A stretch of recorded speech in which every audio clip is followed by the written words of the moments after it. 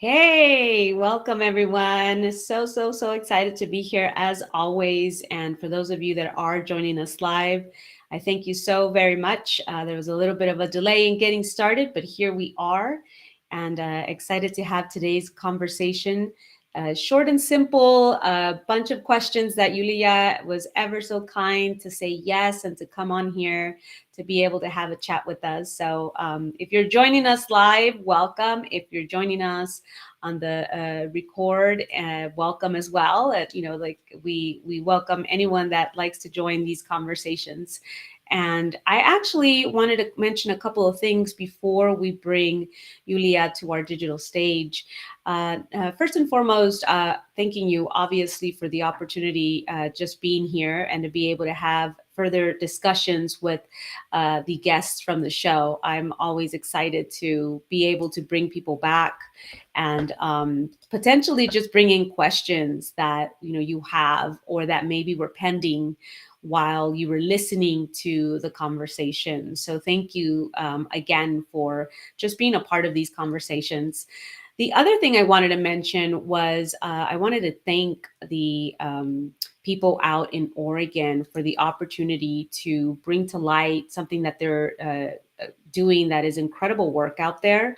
And so I want to make sure that we mention that because sometimes we don't get the information enough and we don't hear it often enough. And so anyway, I want to make space for that. I want to make sure that I mention it. The people out in the Oregon Association are creating the Oregon Healthcare Interpreters Association have created an interpreter directory.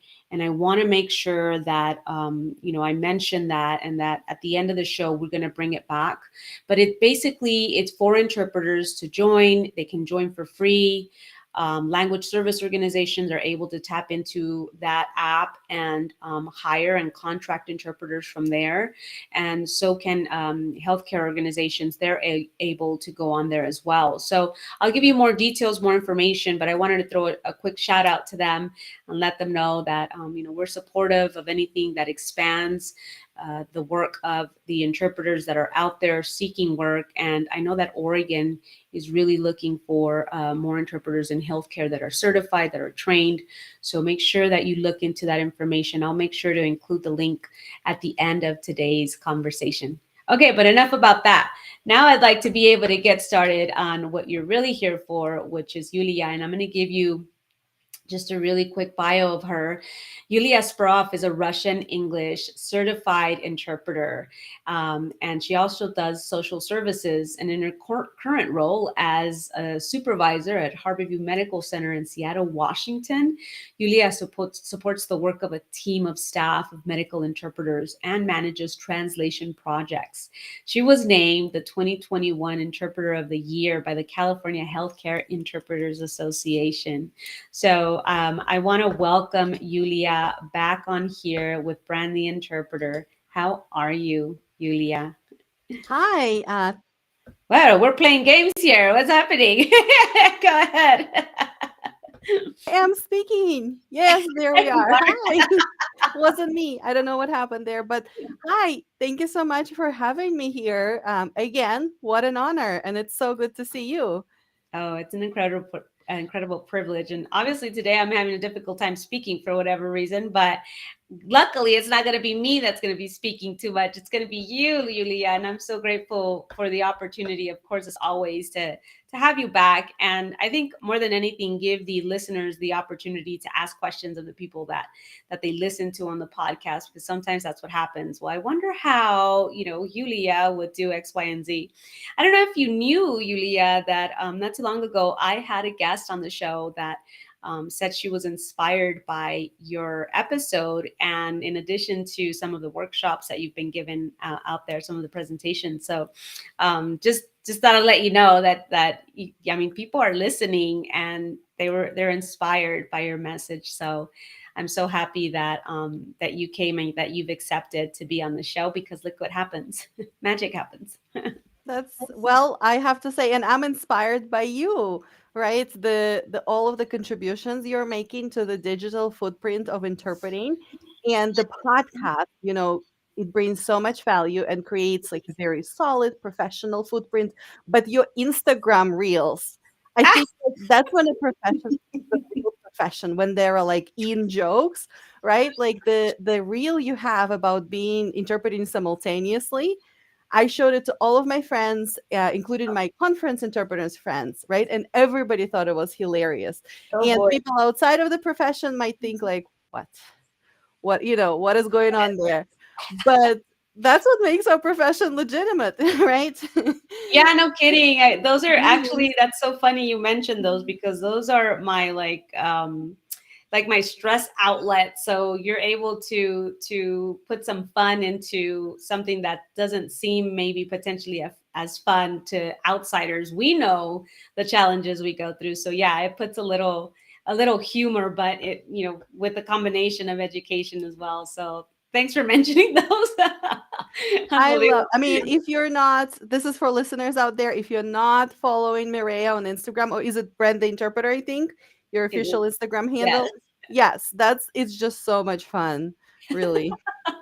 You at the very least be entertained. That's so funny. Let's begin, Yulia, with our very first question. How about that? So I'm going to start off with a question submitted by one of the listeners, and they're asking, "What do you do and if a doctor you're interpreting for speaks a bit of the language you're interpreting from and interrupts and corrects you, sometimes simply wrong?" That's a great question, huh? Like, Oh yeah, my real goodness. Well, scenario. thank you. And I will tell you, this actually happened to me, but in a slightly different way, where a doctor who was of Indian descent, so I would never have thought, right, that that's the language they would speak. They actually happened to have studied in Russia. And so made a mistake. And I was, as I said, whatever I said, I was like, wait a minute, is that right? And the doctor very quickly jumped in and said in Russian, well, actually, this is what I meant. And I was, I said, thank you so much, because this is at the point where I was doubting myself. So I really appreciate that. And of course, I interpreted that to the patient. I said the doctor corrected the interpreter. This is the correct information. Mm. If they were not right, I might have had to sort of, if that was something that was really compromised the safety of the patient, I might have had a conversation with them. I might have asked them to step aside, because I think I have to keep the patient, let them know what's happening and be transparent. So I'd have to conduct almost two conversations at once, right?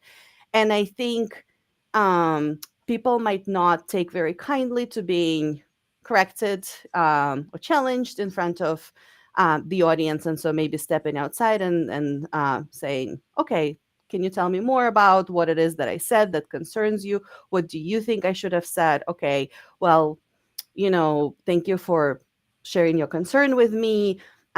Would you be open to me actually, maybe researching it? Here's what I found in a dictionary. How do you feel about that? So if it's something, it has happened to me, not in a medical setting, but I was interpreting a motivational speaker on stage consecutively. So we were doing the thing where he yells in the microphone and then I yell in the microphone. And he yelled something like, "You can make billions doing whatever the person was promoting." And so I said in Russian correctly, "Miliardy." And so he turned to me and in the microphone and he was like, "No, that doesn't sound right, because I said billions, but you said a different word. So that can't be right." And that was extremely awkward, because we're on stage, we both have microphones. um and so that's not a word, but I said okay, and I just said billions, even though it doesn't really make sense, because I think the in this case, like, the intent was more important maybe than the message itself. Like, nobody was going to count exactly how much they were going to make, right? That wasn't the point. So I was like, okay, sure, you can make something that's not even a word. So that's, I think, how I might have handled it. If it wasn't something that wasn't crucial, I feel like I might have just gone with it. But if it was, I might have asked some questions and maybe did it outside potentially. Like the post encounter, be Yeah. able to Hmm. bring it back. You can circle back with that conversation. I like that because you do there. It's a way of knowing how to handle it at the moment, right when it's happening, and being able to, whether you acknowledge that you heard what the other person is saying, and then have them continue so that the communication doesn't stop, right? Or if I mean, if, like you said, if they want to do this, like, do you really want to go back and forth right now? Being able to clarify at the moment whatever needs to be clarified, and then continue. I think it really just depends on the situation. But that question, by the way, was submitted by a listener by the name of Iana. Yeah, and I hope I'm saying your name right. And she submitted two questions, so we're going to go on to the next one. But I do want to make sure that we do answer the fact that there are different techniques. Obviously, especially when a doctor feels that they speak the language, and then you mention, I feel like I would even go behind them and repeating with the correct, potentially the correct term, and then also, in addition to adding a conversation, hopefully post Hmm. encounter, being able to chase them down and say, "Hey, wait a Yeah. minute, we've got some pending things to talk about." No, so that's great advice, Yulia. Thank you, and thank you, Yana. Yana also wanted to know that another difficult situation that she encounters with doctors is that they don't make pauses, and that they speak fast despite the interpreter's request to slow down or to make pauses. So, you being involved in this world, what do you recommend that interpreters do when they encounter situations such as these? Well, clearly, so Yana is saying, and I'm sure she knows, we start with the hand gesture, something that's a little bit less invasive, like a hand gesture or even a request. And if that gets ignored, one thing you could do is everybody has to draw a breath sometimes. Even people who speak and speak and speak, they still have to draw a breath. And so it's using that to jump in and just start interpreting.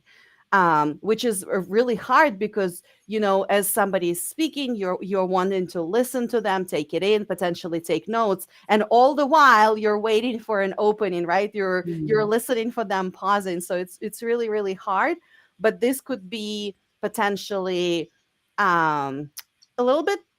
It might be on the outside. It would look very gracious, right? It would look very smooth, but only you would know that you actually had to like warm your way in there.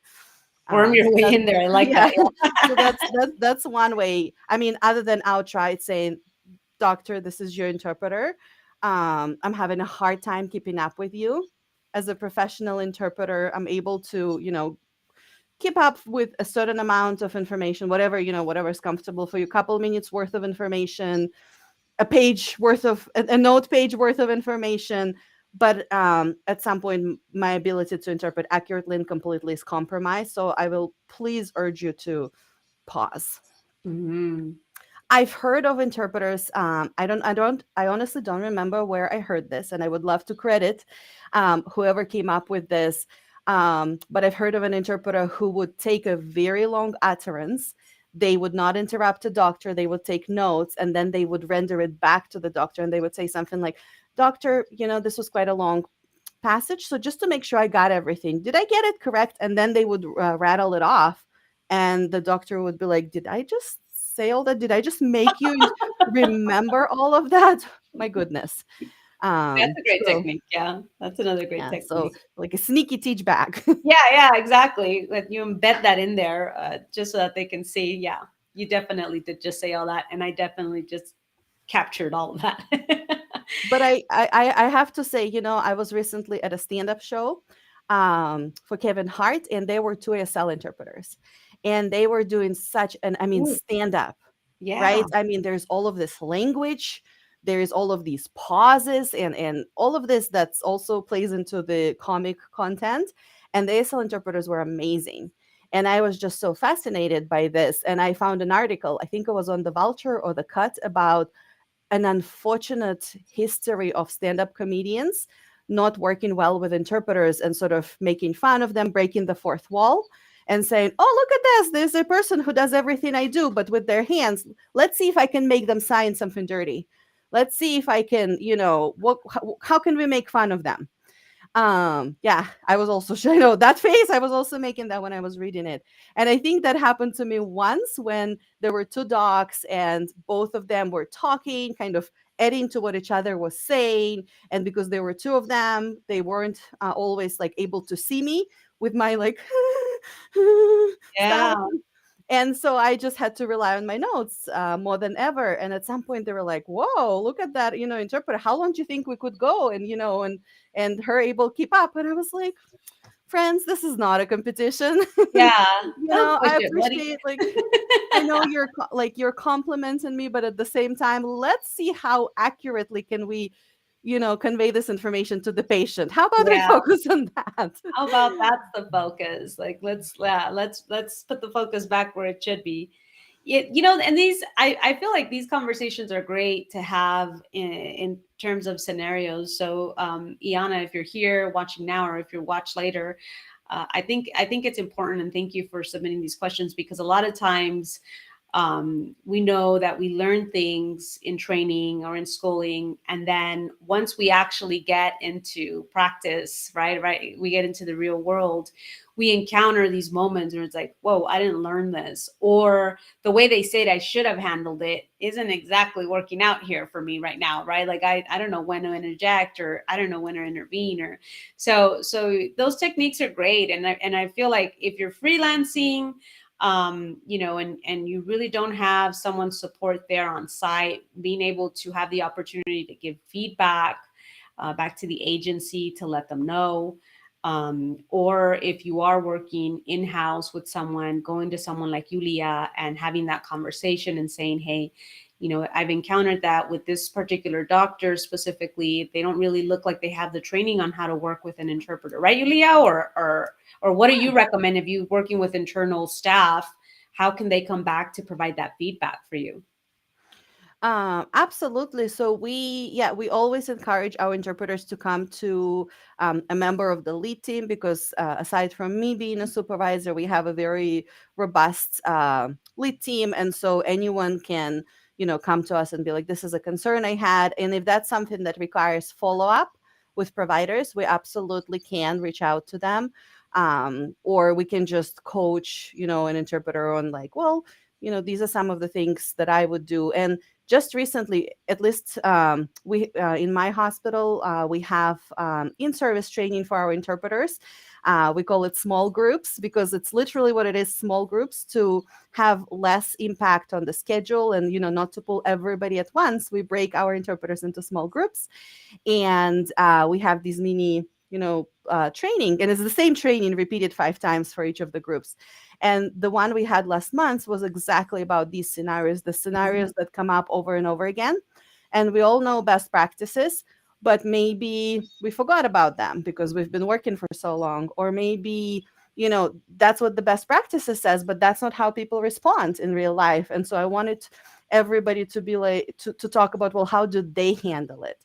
Do they have a very maybe unique way they've developed on of handling it? And I actually learned something from these small groups. Somebody came up with a really great suggestion of printing. I'm looking because I was hoping that I would see a sample, but somebody said, we get asked about like translation services over and over again. We get asked about bilingual staff assessment over and over again.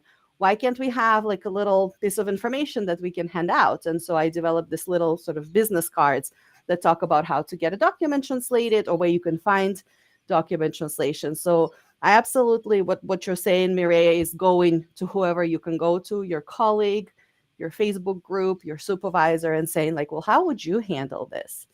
Yeah. And at the end of the day, it really is about you actually using the strategies that are shared, and sort of tailoring them to what's a best fit for you as the interpreter. Because Yulia's technique, while you may have the general idea of how to, the way in which she actually applies that best practice is very natural to Yuliya or to Mireya. But for Iana, it might be same idea but different style, right? So at the end of the day, it really does have to do with how you practice, and actually utilizing some sort of strategy. And yeah, I believe me, I remember being at that children's hospital, and these doctors were just like one thing after the next, and they can be so intimidating. And I was just so intimidated by the white coat, that it really made me feel like I could not say much to them, and they can really be super mean sometimes. So this, at least that was my experience, when I was first starting, in the way they wanted to approach the conversation with a limited English proficient patient. So yeah, and then after a while, it just became sort of natural. So it takes time, Yana. If that's not something that you're yet comfortable with, believe us, it you do get comfortable with it after a while, in a professional way. I want to acknowledge that someone came onto the chat and actually put a question on here about wanting to know, how did you know you wanted to become an interpreter? That was submitted by Linguist Addict. Thank you for putting up that question.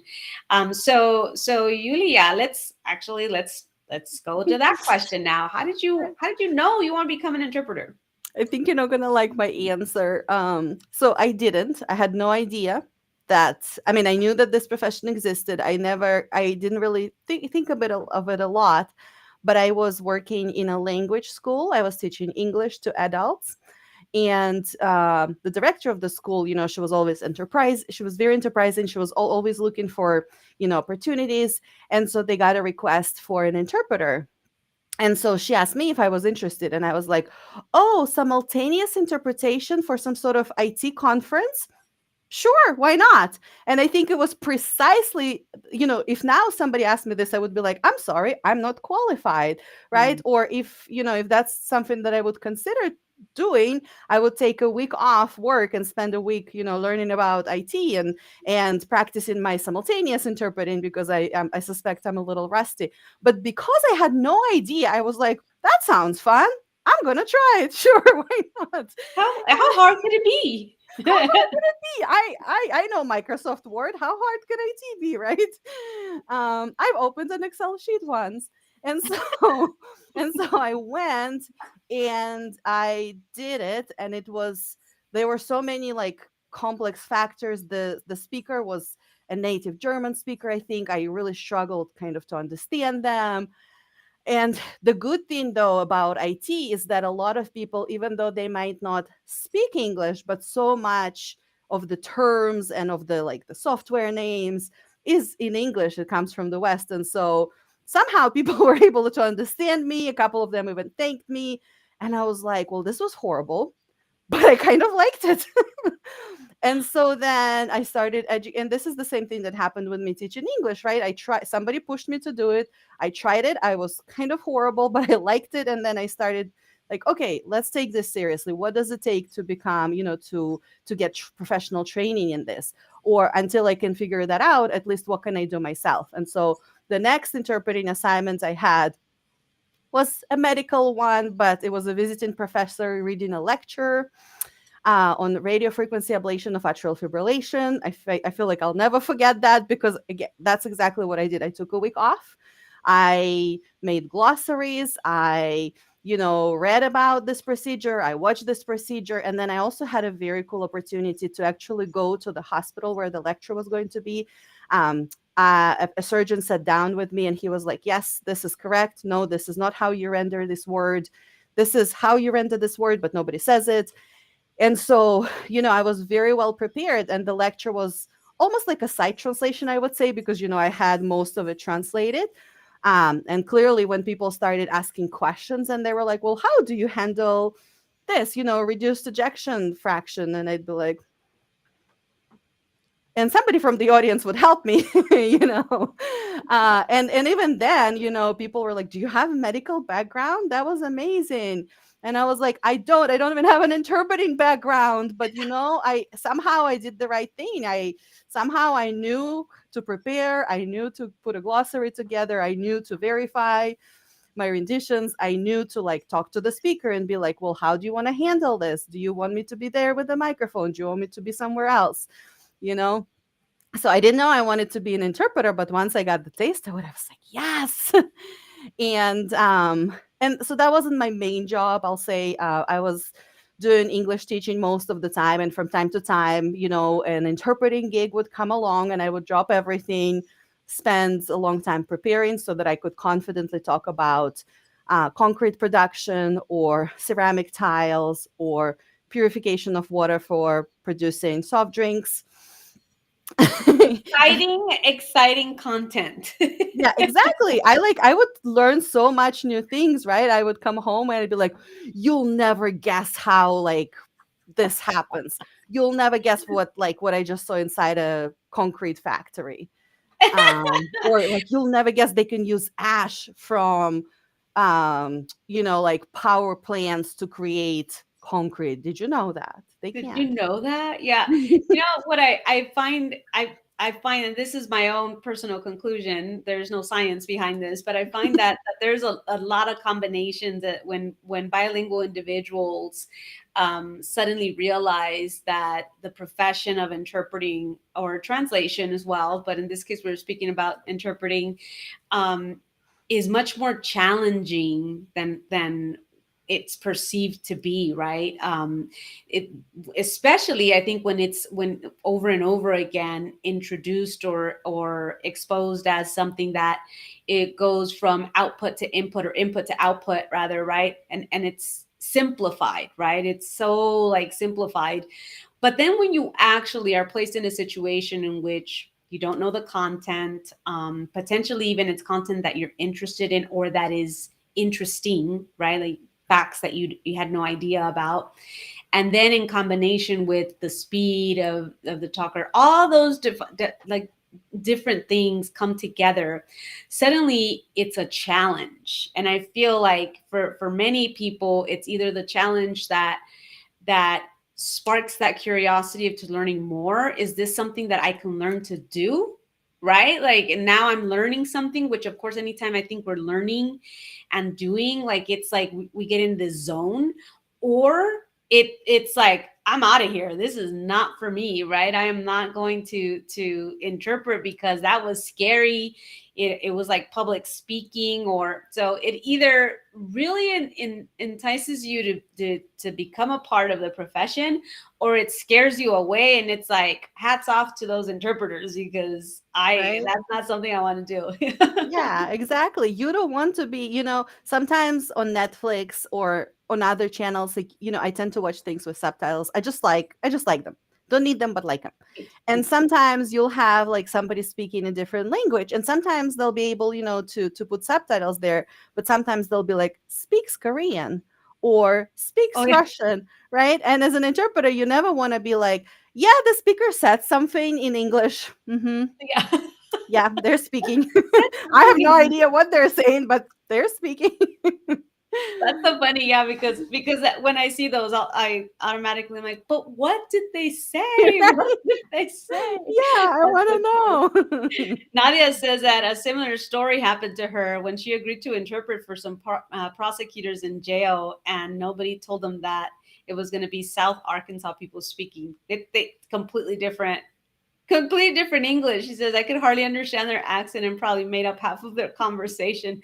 Oof, yes, yes. I'm That pretty is sure this is what they said. Yeah, no, that's fair. And I think that's an interesting thing to think about because so I live and work in Washington State. And if somebody, and Washington State is clearly full of transplants, right? People from all over the US, all over the world. We have a very diverse state. And so you never expect people to just speak, one standard American English. But people in Washington State don't have a very strong accent. And once in a while, we'll get a doctor who's like British or Australian. um but if you're I just thought about this, Nadia, so thank you, kind of helping me come to this realization that if you work on the phone or remotely on video, right, that's true, the phone rings, it could be a doctor from Arkansas, Tennessee, or elsewhere where people tend to have stronger accents, regional accents. So that's not something I thought about, so thank you. How do you, I mean, at that point, yeah, like I'm trying to think, if I'm having a hard time with a regional accent, like, I mean, and I guess in the case of Nadia, like you can't really say like, sorry, the interpreter needs an interpreter. Like I'm gonna have to step away from this one. You do the best you can, but You how do do, you and handle those? Like what? just probably clarify a lot. And I Yeah, would right. probably be Yeah. upfront about it and say, um, this is your interpreter. I'm having, like, I'm not used to hearing people speak that way. Sounds lovely, but just to let you know, I'm going to probably clarify a lot more than I normally do. And then just being like, I heard you say this. Is that correct? Right. Yeah, like you mentioned earlier, right? Even with the doctor situation, is being able to repeat back and ensure that the message was correct.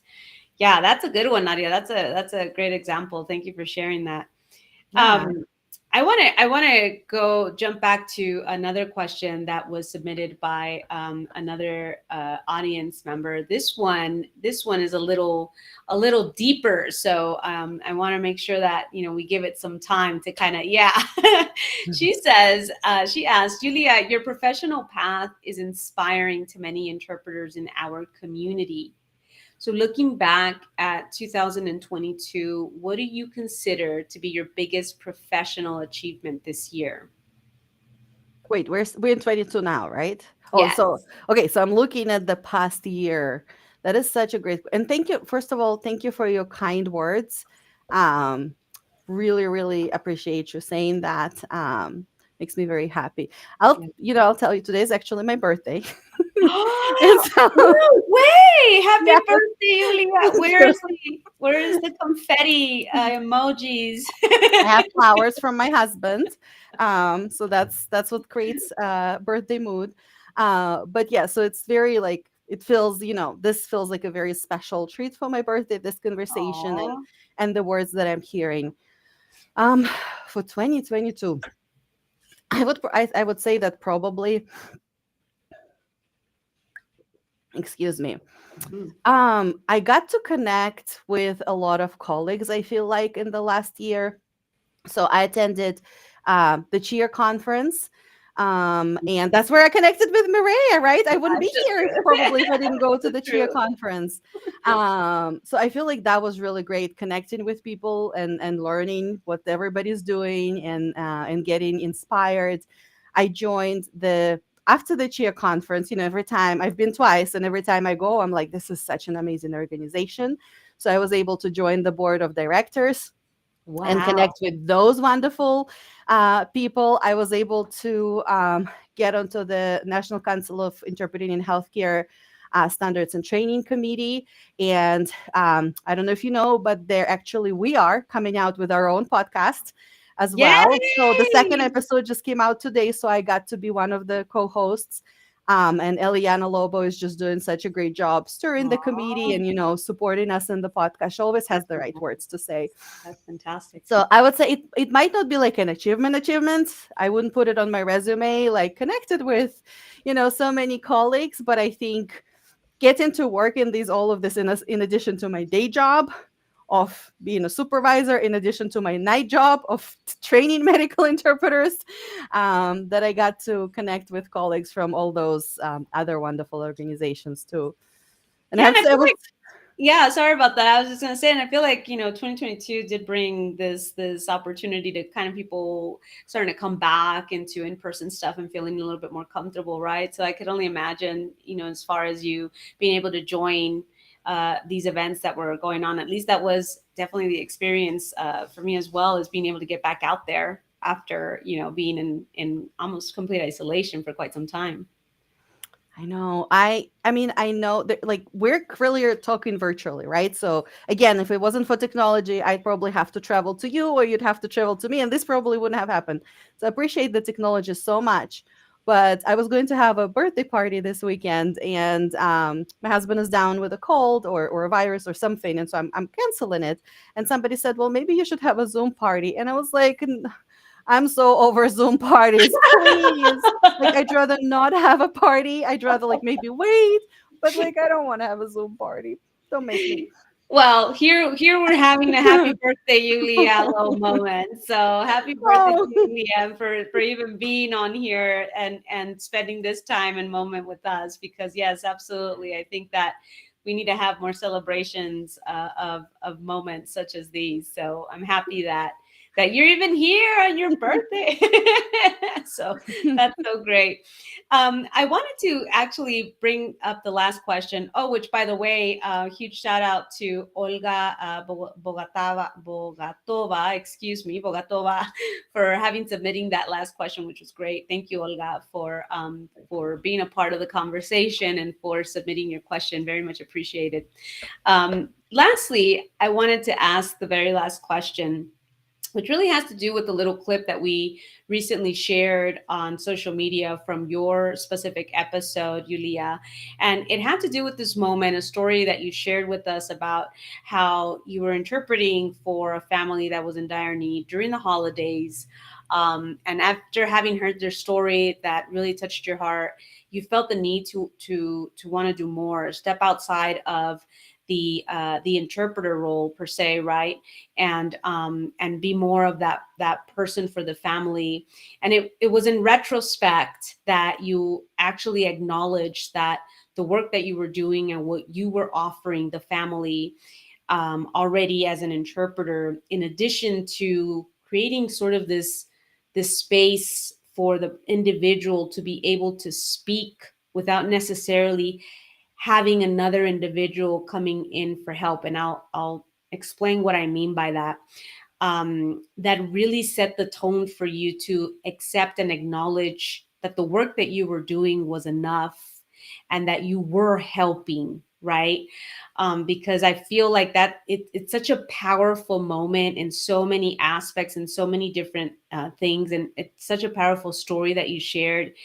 And the reason why I say that there are individuals, particularly when they're speaking through another individual, in which this person might have had a completely, separate thing going on, and then this happened, this domestic violence situation happened, right? And I almost feel like, and I'm speaking out of place here, and so I respect and acknowledge anyone that has ever been in a situation such as that. I am grateful that it has not been the case for me, but I do acknowledge that this could potentially be the case for other people.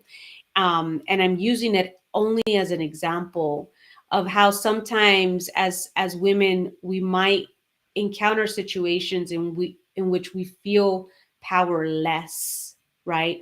And so when there are so many people coming in suddenly, when we finally decide to ask for help, and there's so many people that are coming in support, right, and helping us, and there's all these supports, all these things we want to do, the last thing we have, I think, at some points in such a sensitive moment is our voice.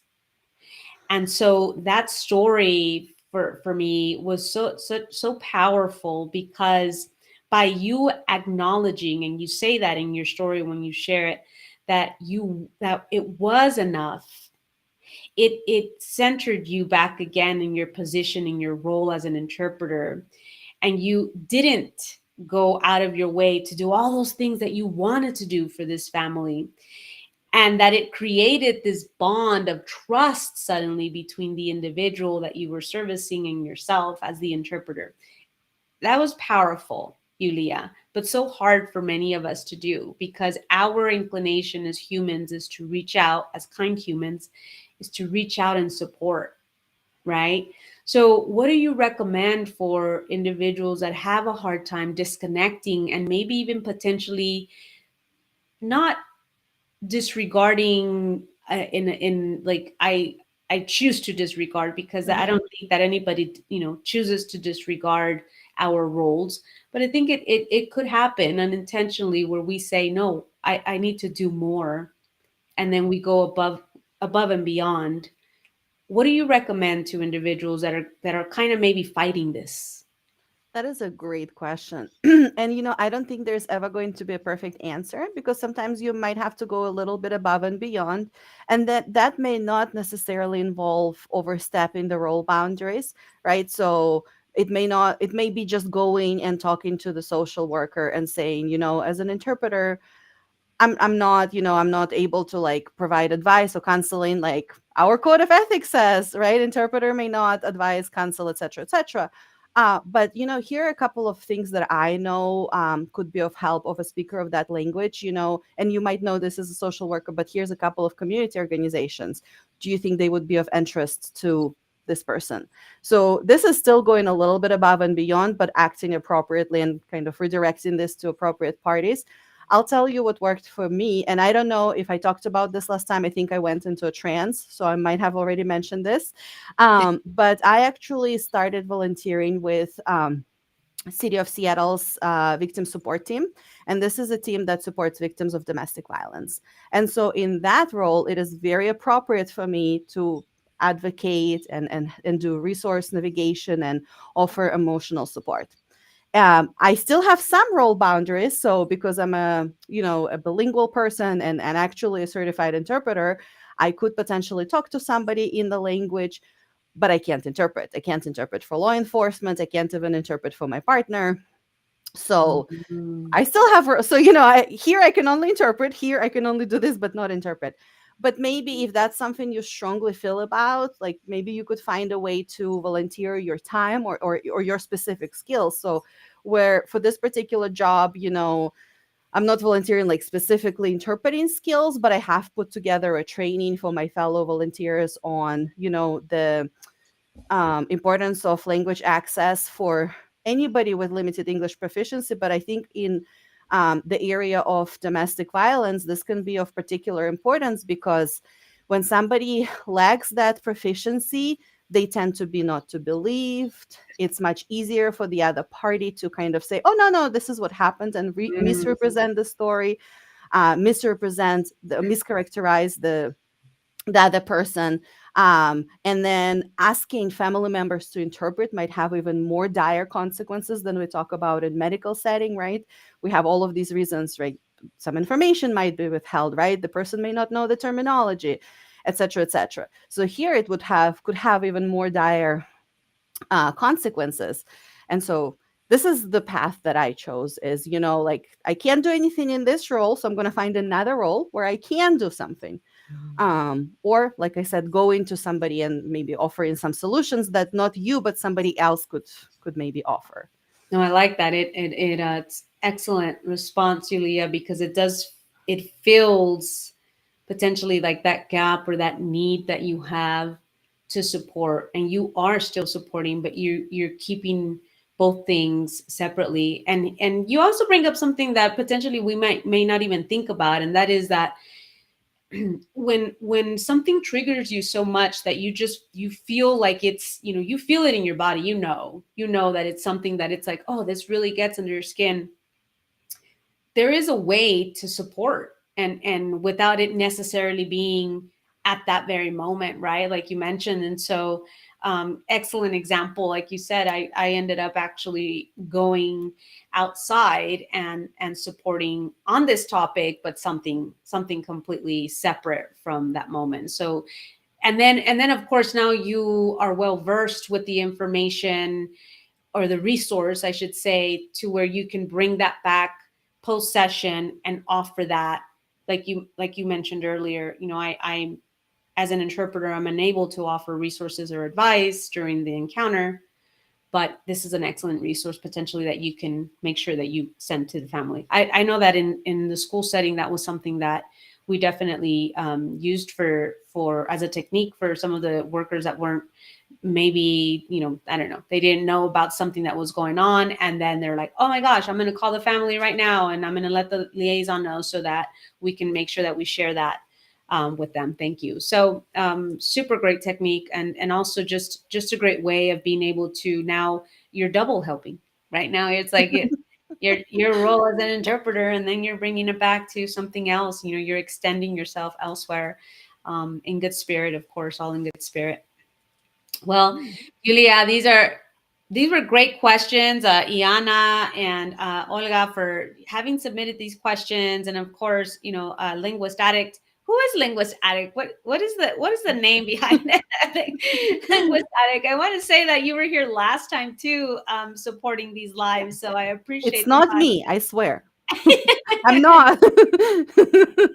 It was a I'm ghostwriter. not inflating. Yeah, I'm not inflating participant numbers. No, I'm always happy when people do show up. Of course, there's the people that aren't able to connect during the time, and so they watch.